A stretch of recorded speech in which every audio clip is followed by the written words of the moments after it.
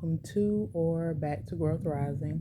I'm Bird, and on this channel, we just talk about things dealing with astrology and just all things astrology, basically.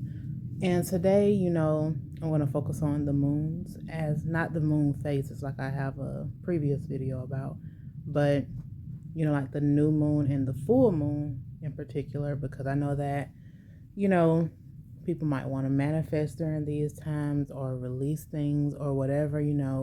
People do all types of different rituals just based on whatever fits you. So the new moon is basically a time of starting something new, the beginning of a new cycle or process, laying down the groundwork, setting your intentions or your goals. Basically, it's like the starter. That's why you might see people making videos about a new moon in this sign or a new moon in that sign, which there is. I mean, we're constantly having a new moon every month because the moon moves so quickly that we get it pretty frequently. But the full moon, on the other hand, it basically represents like the climax of whatever cycle or process that has been started. It brings those goals and intentions to fruition. It's about completion, creative purging, and it's like the spotlight time because, well, we know that the moon is like the brightest during a full moon. And these energies for the new moon and the full moon, they do last about 3 days before and after the actual phase. Like let's say with the full moon in Leo, you can feel those effects of that moon, about 3 days before, 3 days after. Some people will even say, 5 days before and after, because I mean, it's not like it's just that one day that you can feel the effects of it. And I'm pretty sure anybody who has worked in the medical field or with people in general, you probably can tell when there's a full moon on the way, because a lot of people would say you can tell how people act different during a full moon. But just as far as like the new moon and full moon, because I want to try to stay on topic, is if you want to start something new or set new intentions, it'll probably be better to do it with the new moon versus the full moon. Not saying that you can't do it during, a full moon, because you can manifest whenever, best suits you. But if you want also that energy to be on your side, it would be good to have it during, a new moon. And, it's not like saying from this new moon to the full moon that'll be like in a couple of weeks. It's not saying that at that point everything that you have sought, like all the intentions that you sought for that new moon, should have come to fruition by this time. No, it's if you set new intentions during a Cancer new moon,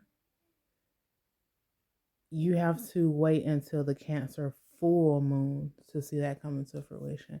So it's not going to be just like that quick. And you also got to know that you also got to put forth some effort. Like let's say you are you want to start a family, or you want to have kids, or you want to get a dog or a cat or whatever. You can't just set that intention at the new moon and be like, now I'm just going to get it and do nothing. You still have to do something. Like, let's say if you want to get a cat or a dog, are you looking into getting a cat or a dog? What type of cat or dog do you want to get? And, do you want it as a kitten or a puppy, or do you want the one that's a bit older? You got to actually, do the work, because what is it? Faith without works is dead. So you actually got to do the work to get, the outcome. It's just that now you have that energy helping you along with it.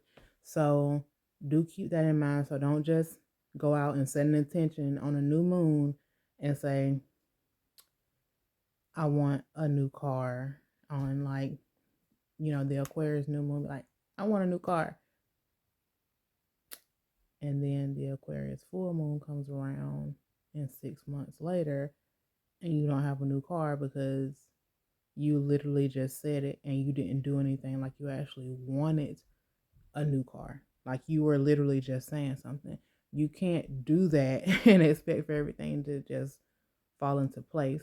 You got to show that you actually want it.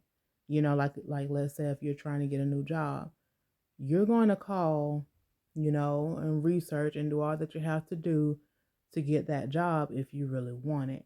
So you got to actually take these steps so that by the time the full moon comes around, you can actually start to see some fruits of your labor, because the new moon starts it, the full moon is the climax.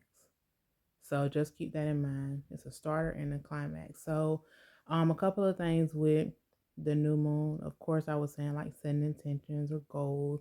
Like even if you want to do something physical, like I don't know, all the Aries out there might be like, I don't want to just set intentions. I want to do something.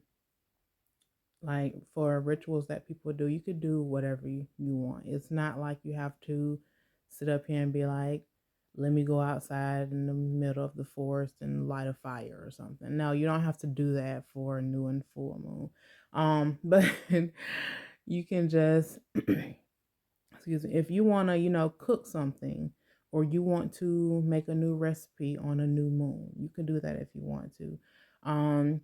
If you want to write down something, you can do that. If you want to do a certain activity, you can do that.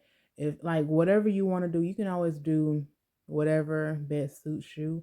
Like let's say if a new moon you want to start a new recipe, and by the full moon you want to, or a new moon you want to find a new recipe, and by the full moon you want to be able to know how to make all of this stuff like from scratch. Or if you want to start a new activity for the new moon and you want to be deep in it for the full moon, like let's say if you start going to a new gym on the new moon and you want to, I don't know, be able to bench press a certain weight, or be able to run for a certain amount of time, or just want to make or start going for a certain amount of days by the full moon, you can do that as well. It doesn't have to be something that you might see on TV that makes it seem so like so much more than what it is. Not saying that it's not important, but the same thing don't fit everyone. I mean, and we already know that because we know the different signs, the different aspects, the different houses. We know all of that. So we know that everybody's not gonna be the same. So whichever one suits you, I just don't want nobody to think like, oh, it's a new moon, I gotta go do this, this, and that. If it's not really something that you want to do, because then you're just doing it, like repetition, just because you're just like, I gotta do it. I'm really not looking forward to it. If you really don't want to do it come the new moon, and it's something that you're kind of like dreading to do, you're probably not going to see it come to fruition by the time the full moon comes around, because it's not something that you're interested in anyway. So if you just want to start being more involved in, I don't know, discussions with, the people you might be in college with, or more involved in, um, the community or whatever else it may be that you might want to be involved in, start with the new moon. You can go, if that's really what you want to do, start with the new moon. And yes, at the beginning, it might be like, oh, yeah, I forgot, I got to do this, I got to do that. But it'll start to get to the point where it's like you're on it. Like you don't have to wait for somebody to tell you or to remind you. You don't be like, oh, dang, I got to do this, because you already know to do it. So therefore, it's going to be like second nature. But yeah, so new moon is the start, full moon is the climax. And, where you'll start to see, well, where you will see the fruits of your labor. But I hope that this video was beneficial to somebody. And I hope that y'all have a great day. Bye.